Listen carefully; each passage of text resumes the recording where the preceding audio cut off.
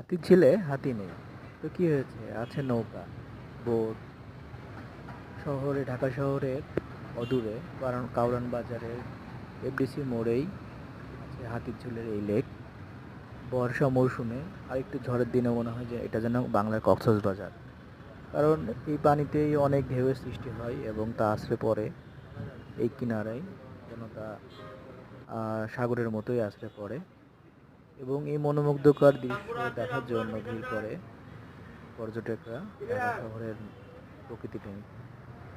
অবশ্য school college বাচ্চা কাচ্চা এবং কাপলদেরও আনাগোনা শেষ নাই।